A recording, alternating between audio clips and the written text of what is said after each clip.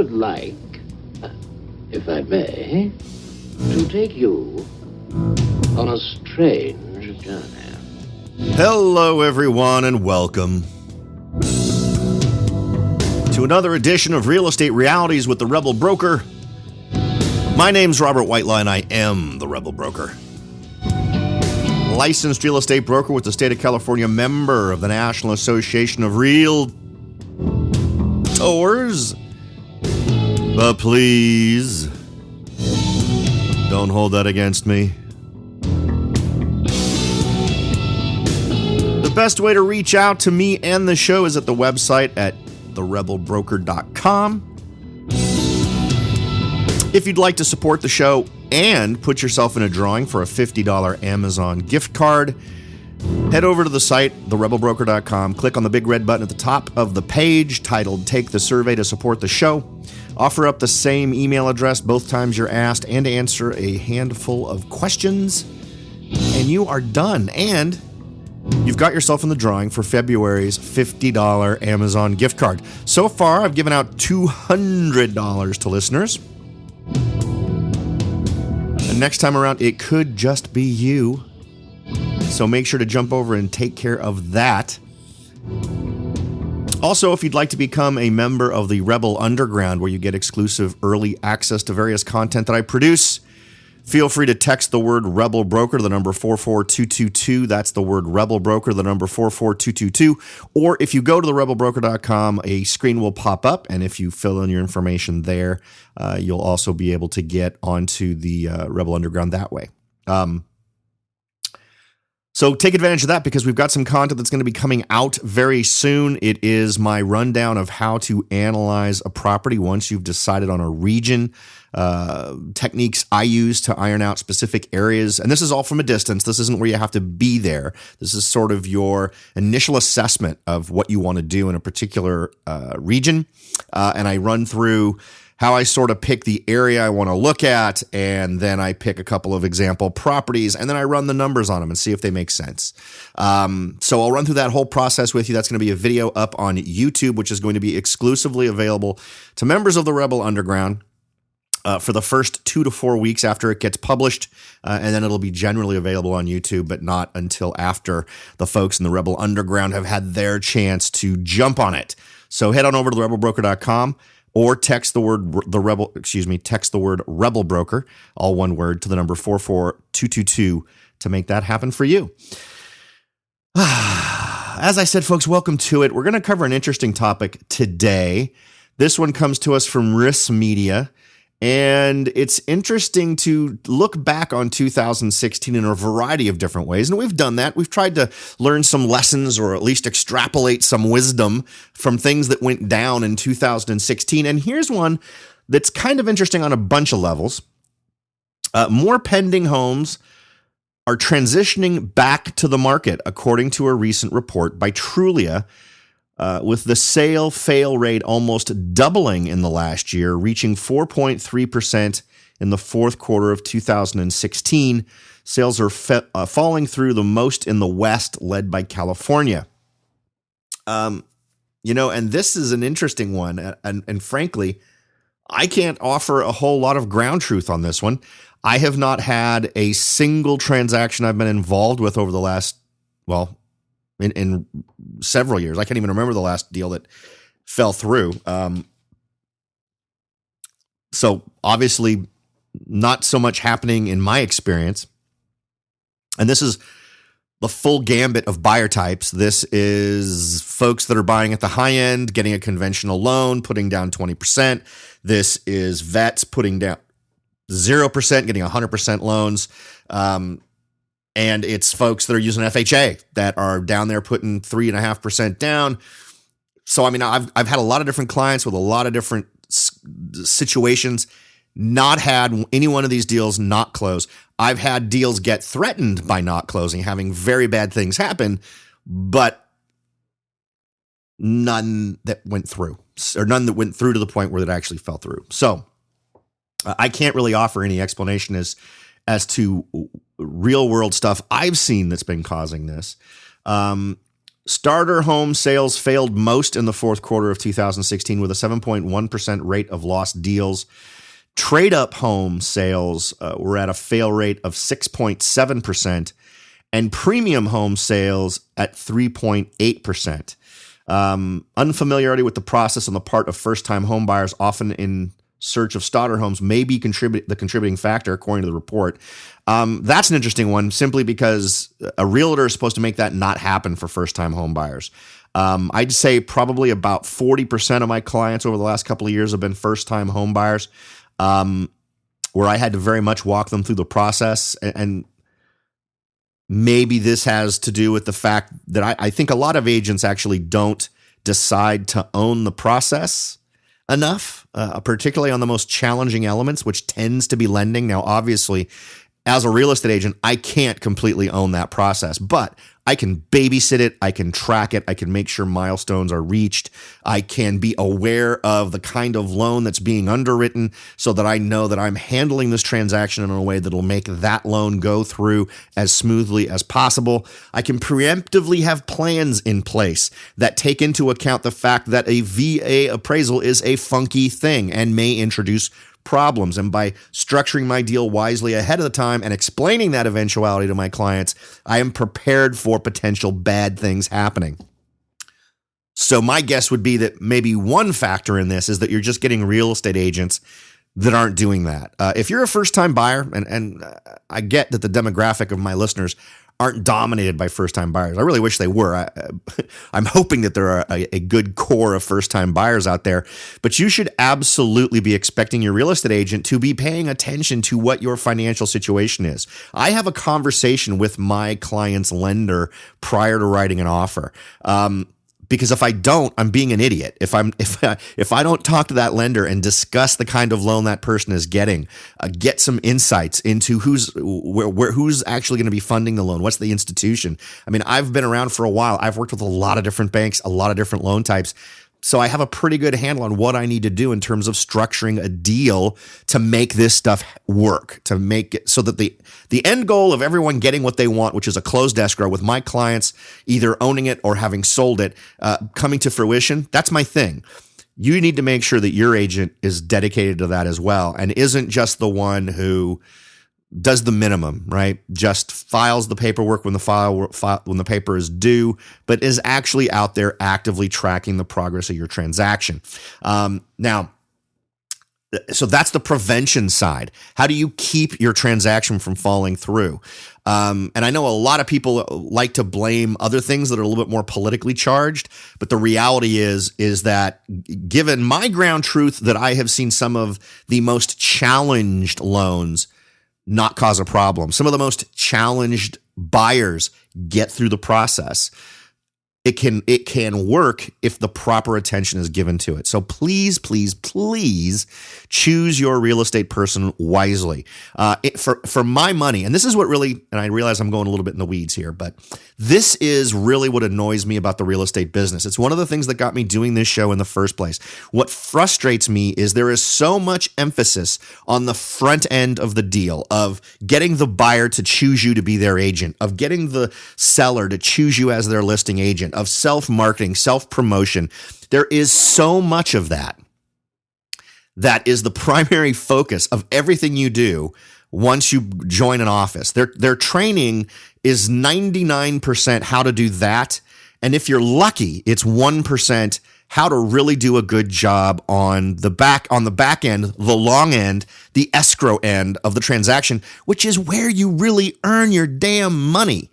If we're being honest, a successful close of escrow is what it's all about. And what you get too often is the agents that play the numbers game in everything. They play the numbers game in making 100 phone calls to people at 6 p.m., realizing only one person's going to talk to them. The idea of pissing off 99 people so that one person will let you have a conversation with them has never really made a whole lot of sense to me.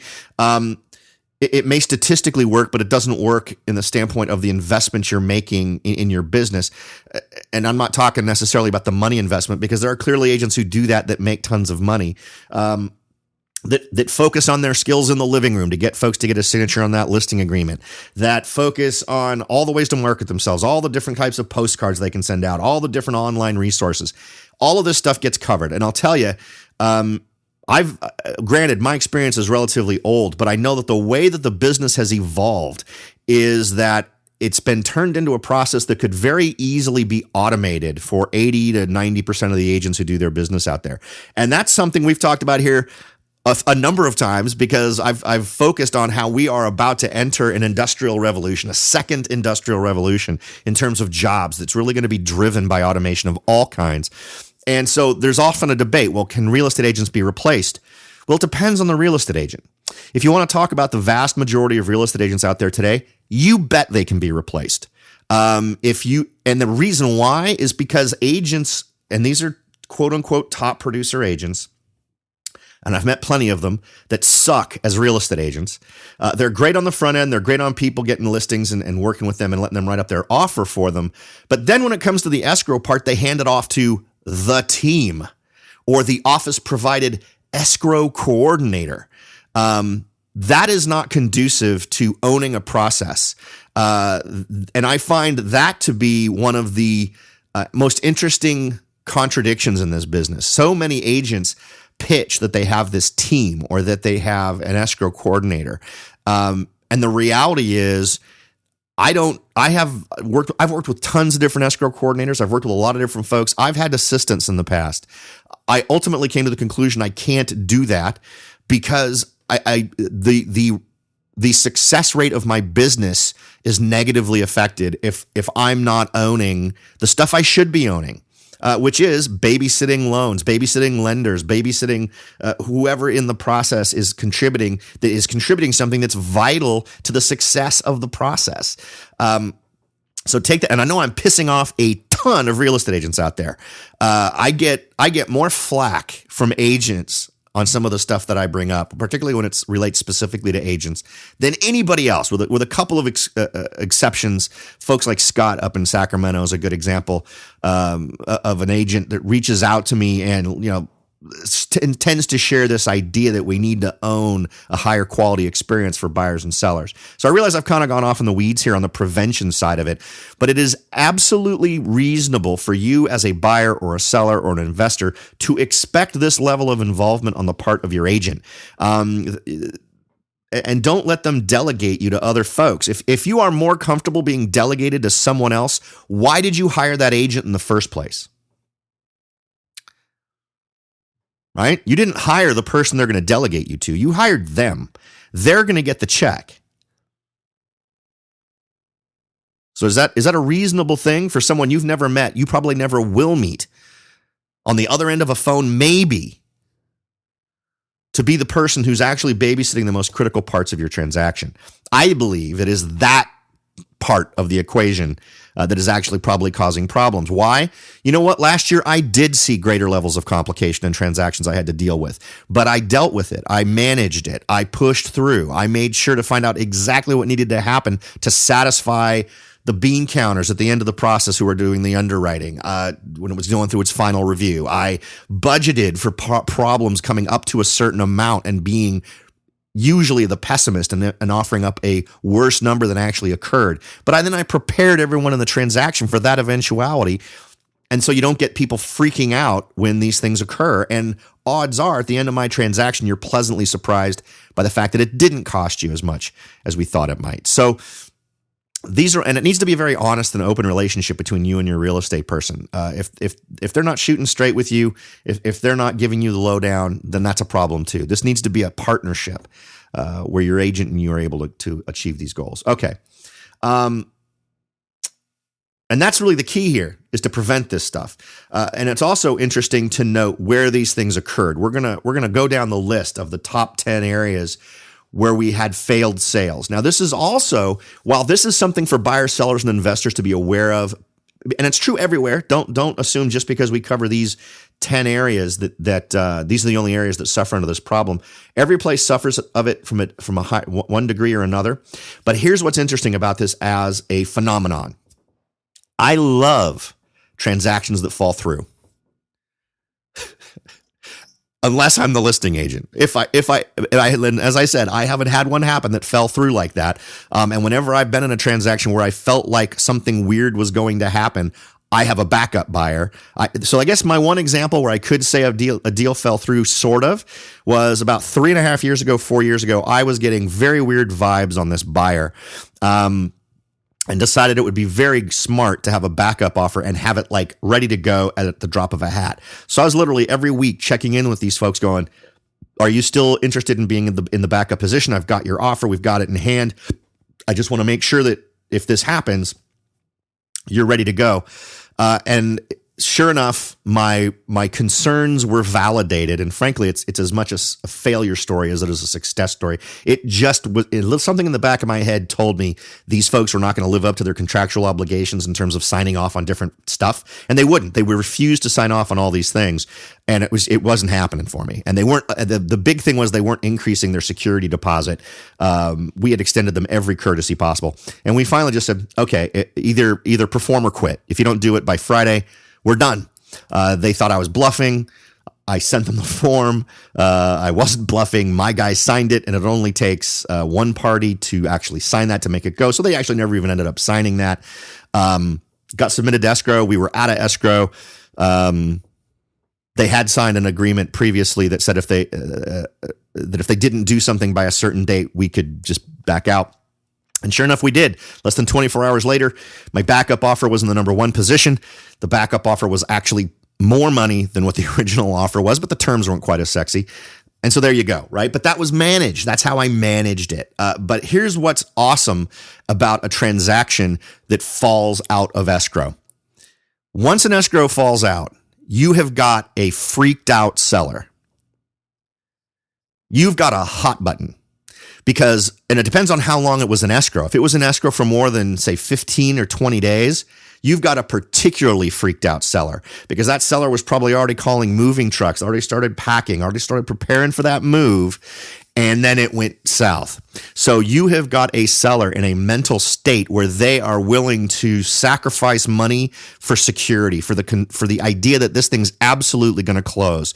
And that's when you can come in with an offer that's going to be lower than their price, their asking price, and potentially have a lot more elbow room to work.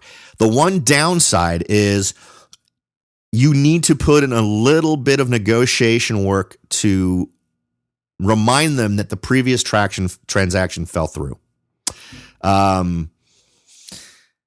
Because what they're going to do is they're going to say, well, we got into escrow at that price, so that must be what it's worth.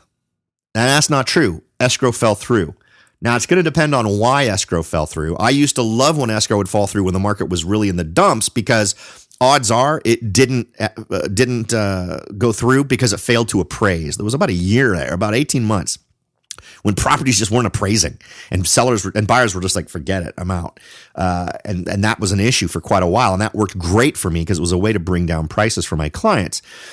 One downside here is we're not in that position anymore. Typically, properties are tending to appraise, at least in my area. So what you may end up with is a double-edged sword, one where the escrow has fallen out, and these sellers are feeling it. They're feeling the crunch, but they've got a piece of paper in their hand from an appraiser that says their home is worth what their list price is, or whatever the price was that the person who was in escrow with them before. And it's also interesting to compare what the current list price is to what the price was prior to going into escrow before. So let's say a home was at $500,000 asking price, and then when it came back on the market after falling through escrow or falling out of escrow, it was listed at $480,000.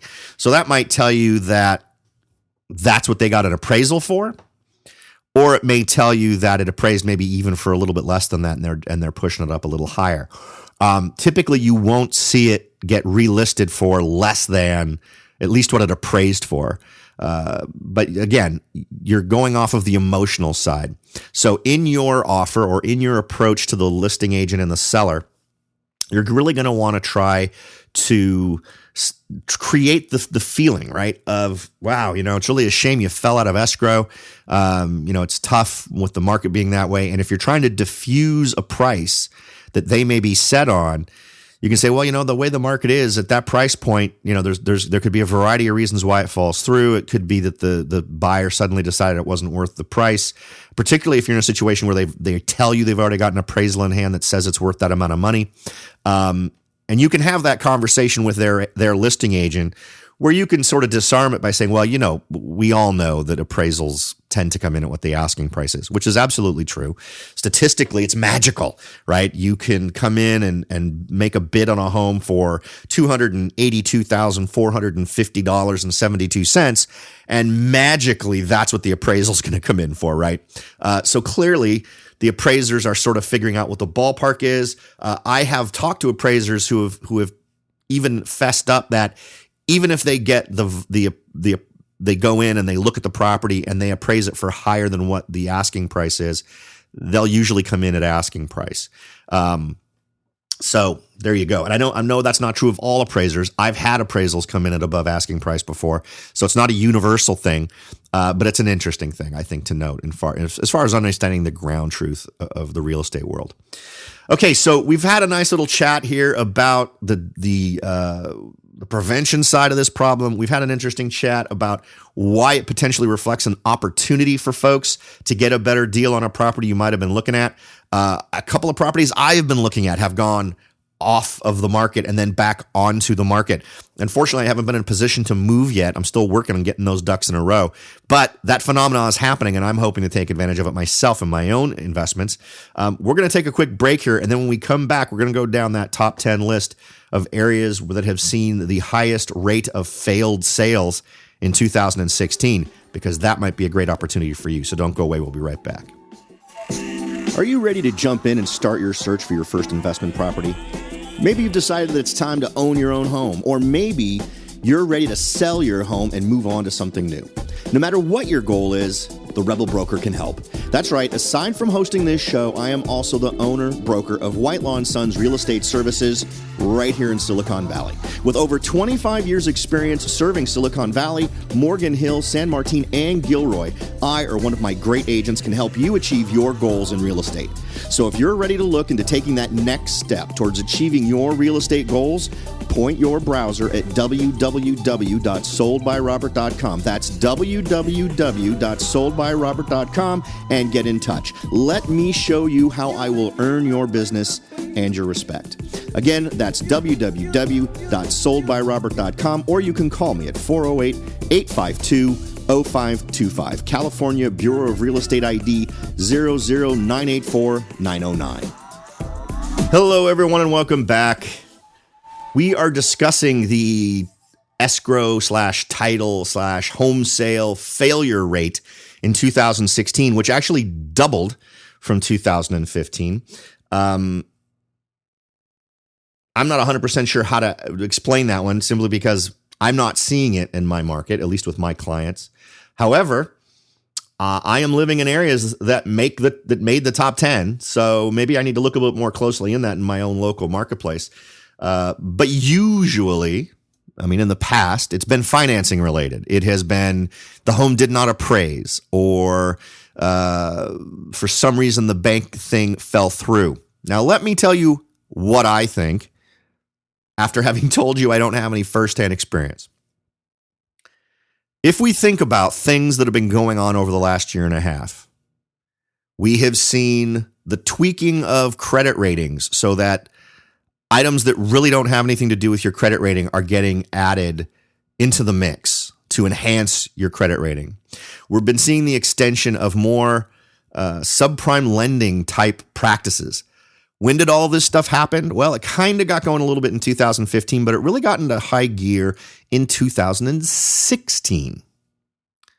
My feeling is that the reason why this is happening is you've simply increased the number of folks who are subprime borrowers. And the system, while it has created these specific things to try to enhance the ability of subprime borrowers to borrow, I'm getting the feeling that some things that go along with being a subprime borrower aren't really adapted to the system yet. And it wouldn't surprise me if that's contributing to this increased number of homes that are falling out of escrow. All right. So that's my 2 cents, not based on what I'm seeing on the ground, but based on what we've talked about on this show over the last year in terms of moves that are being made to put less qualified borrowers in the driver's seat in terms of home purchases. after reading this article, I'm going to obviously start paying a little bit more attention to that and see if I can't find a smoking gun on that one. But the jury's still out, but that would be my first initial theory. Now, homes at opposite ends of the age spectrum, however, tend to see sales fail less than others, with sales of homes built in 2016 failing at a rate of 2.6%, and sales of homes built from 1900 to 1920 failing at a rate of 3.5% in the fourth quarter. That's interesting. We can talk about that in a minute, why that's interesting. Sales of homes built from 1959 to 1969 failed at a rate of 5.2% over the same period. According to the report, only 40% of homes built before 1980 are considered premium, compared to 70% of homes built after 2000, because premium home sales have less of a rate of failure overall. The fail rate for newer homes follows suit. So that's kind of an interesting observation. If you wanted to make an argument that certain homes aren't coming up to snuff in inspections, right? You would expect things after about 1975 to be better than prior to that, simply because there might be other problems. There could be asbestos, there could be lead paint, there could be other things that freak people out, right? But then why would we suddenly see a surge in that in 2016 versus 2015? Maybe it helps to explain some of the things that might go through someone's head in terms of age of the home. My feeling is that the age of the home actually doesn't have a whole lot of effect on that here. Okay, so let's go ahead and run down our list. Again, this is from Trulia, being reported by Risk Media, and I will include a link to this article in my show notes. So if you'd like to head over to therebelbroker.com and check out these show notes for yourself, please feel free to do so. We'll start at number 10 with Akron, Ohio, with 9.3% failure rate. Number 9 on our list, and this one is interesting. All of these are going to be interesting. Most of them. Yeah, most of them, is Portland, Oregon, 9.3%. Now, we've seen an uptick in the number of folks buying. I'm not sure about the makeup. What I would love to see is a chart that breaks this down in terms of what sorts of loans were being underwritten during these periods of time. Were we seeing a dramatic uptick of FHA? Were we seeing a big uptick in other loans that were tended to be aimed more at subprime lenders? Or is there some other dynamic relating to the type of financing going on that's playing into this number? Or is it not financing related at all? That would be an interesting thing to learn about, because their comparison of age of home, I think, is absolutely the wrong direction to go in terms of explaining this phenomenon. Number 8, and this is going to be another one that's going to blow you. Remember, Portland is on the high growth list, and I think what you're going to be surprised at is how many of these areas are in that category. Ones that we've talked about before that have had ridiculous increase in prices, which lends itself to the idea that appraisals might have been a problem. Because there's been so much growth in price in some of these areas, it may be that when things slowed and folks were bidding above and beyond what was a rational price, that might be a part that plays into this. But next on our list after Portland at number 9 is Orange County, California. Now, that's another one that's been showing a lot of growth in 2016. That's at 9.6%. Number 7, San Jose, California. That's my stomping grounds. That's the big town north of me, and I've done an awful lot of business. I did probably the craziest delivery of an awesome deal to one of my sellers was in South San Jose for a condo that was organized as a condo, but looked more like it was architecturally a townhouse, but organized as a condominium. And I completely managed to get them a blowout list price or sales price for that property, which was freaking ridiculous. But in any event, 9.7% was the failure rate in San Jose, California. And if you time that, if you're out in San Jose looking around right now, this is a great number to know, particularly if you're working with a real estate agent and you're seeing things coming back on the market. We're still in the time frame where folks could get some just ridiculous deals in San Jose because it's winter.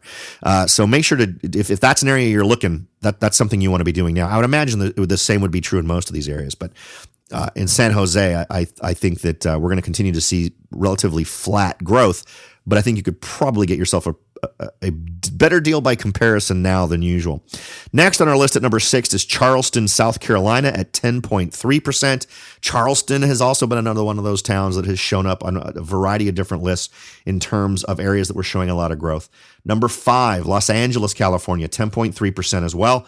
Again, High growth market. Remember, we're talking about these markets that saw ridiculous growth in 2016. We're almost reading that same list back in terms of areas that have the highest percentage of failed sales. Next on our list at number 4, Fort Worth, Texas. I don't think that one's actually made any of our awesome lists, but it's coming in at 10.4% of failures. Fort Worth, I don't know a whole heck of a lot about Fort Worth. I know that the energy sector got hit kind of hard, and that may have translated to stuff in Fort Worth, but I've always thought of Houston as more of a energy sector dominated city. I'm not super educated on Fort Worth, so maybe it's true there as well. Number 3 on our list, Atlanta, Georgia, 10.4% failure rate.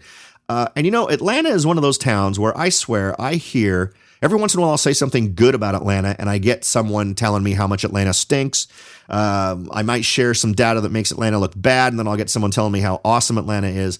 Atlanta sounds to me, based on what I hear from folks who live there who want to tell me things about it, is that it's a pretty diverse town. There's absolutely a bad part of town and there's a good part of town, and it just depends on where you are in Atlanta.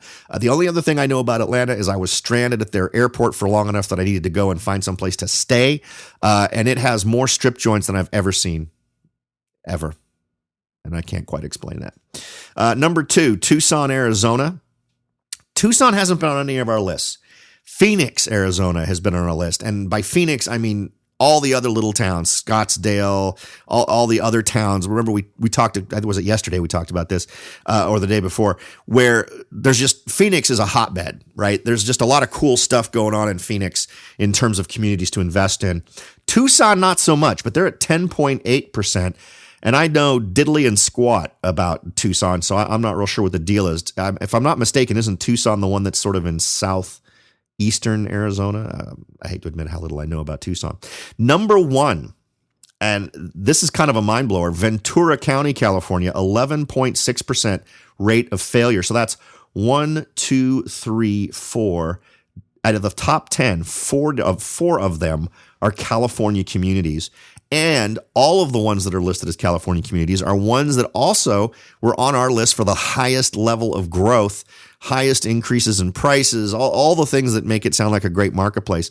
And these are areas that are seeing some pretty major reduction or increases in the number of failed escrows. So another way to potentially evaluate this data is this is more evidence of the slowing of the market, right? When we get to the point where people are making offers and appraisers aren't able to back them up, assuming it's a finance thing. Again, that'd be data I'd love to see with this. But looking at all the areas that are showing up here and knowing how many of them have been in these super high growth areas in terms of increases in home prices, it may just be that the brakes got hit on the rate of increase of homes before buyers got word, before buyers realized it was happening. And when appraisers went up and took a look at these properties, they simply couldn't find enough comparables to validate that sales price. And 9 times out of 10, again, it's something finance related, and appraisals are often that crucial element that can derail these things. So kind of interesting, really just a mental game to estimate what's causing this, what's at the heart of it. My guess is ultimately, if we were able to get good data here, it would be a blend of different issues. But the idea of the facilitating of subprime lending and also potential challenges relating to appraisals because the markets have slowed, I think are things that are good for us to know. I think either way, regardless of what the actual explanation is, I think the opportunity presented by this is pretty clear. Get yourself out there, get yourself into these areas where we're seeing properties falling off of the market. And don't just use this with these top 10 areas. You can use this anywhere. I'll tell you, some of the best deals I've been able to get from my clients, my buyer clients, have been when they like a property that has fallen out of escrow recently. So make sure to leverage off of that. It's a great tool for you as a buyer or an investor to potentially get yourself a better deal. And you're also able to leverage off of what could possibly be a really bad situation for a seller. And think about the things you would need to provide, right? In a situation like this, again, it depends on how far into the escrow process. But what you might consider is, all right, what are things that the seller is going to be worried about at this point? so that you can make your deal look very attractive, but still come in there with a lower number. You could come in with fewer contingencies. If you're not worried about the appraisal, for instance, if you've got enough down payment to make it work, even if the home doesn't appraise, you should have a pretty good idea of what the home's worth because of the market analysis that your agent will do for you, or damn well better do for you before you write an offer, so that you know what the right number is. And if you're comfortable with that, or comfortable with the fact that it might be off by a few $1,000 and you're able to make up that difference in cash, write it up as a no appraisal offer. If you can figure out what killed it, definitely write your offer to address that. If the seller now finds themselves in a position where they were ready to move and they wanted to move in 2 or 3 weeks, if you can push up the process so that you can move in there and close escrow in 2, 3, 4 weeks, do it. Absolutely. Find out what their primary motivations are and fill those needs with your offer, but trade money for it. Get a discount off that price when you're putting this together. All right, folks. I hope that's been helpful. As always, it is my truest wish that your investment of time is repaid threefold in terms of information that you are given in the show, or things that you are able to sort of wrap into your own assessment of real estate, or maybe stuff that you just find interesting. Thanks again for listening, everybody. I'll talk to you all later.